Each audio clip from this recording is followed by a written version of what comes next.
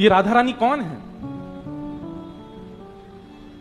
जब भगवान मोहिनी रूप धारण करके आए, ठाकुर जी का रूप इतना सुंदर था कि देवता सब ठाकुर जी पर मोहित हो गए, लेकिन सूर्य मोहित नहीं हुए।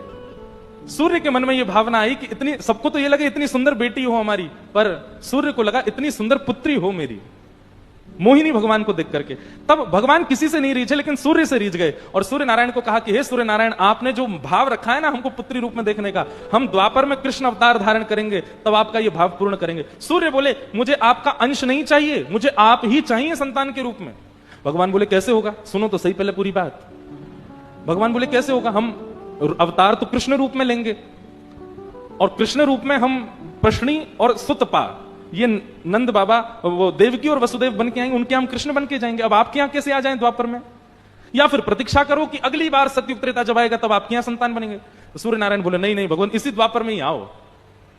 ठाकुर जी बोले एक साथ दो अवतार कैसे हो पाएंगे? सूर्य नारायण बोले वो चिंता आपकी है, वो मेरी नहीं है, आप सोचो कैसे आओगे।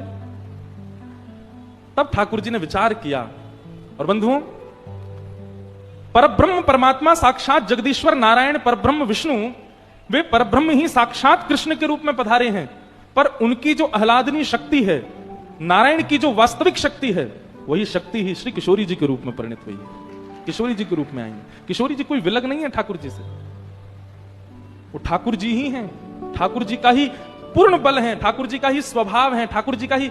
श्री कृष्ण का स्वभाव क्या, श्री कृष्ण का प्रेम कैसा, श्री कृष्ण के लक्षण क्या? बोले किशोरी जी। किशोरी जी और ठाकुर जी में कोई अंतर नहीं, वही हमारी किशोरी जी बनकर के आई हैं। ऐसी हमारी राधा रानी। एक बहुत सुंदर पद है, अभी हम गाते हैं, आप सब लोग प्रेम से सुनना।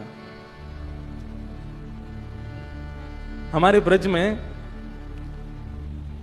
दो रत्न हैं।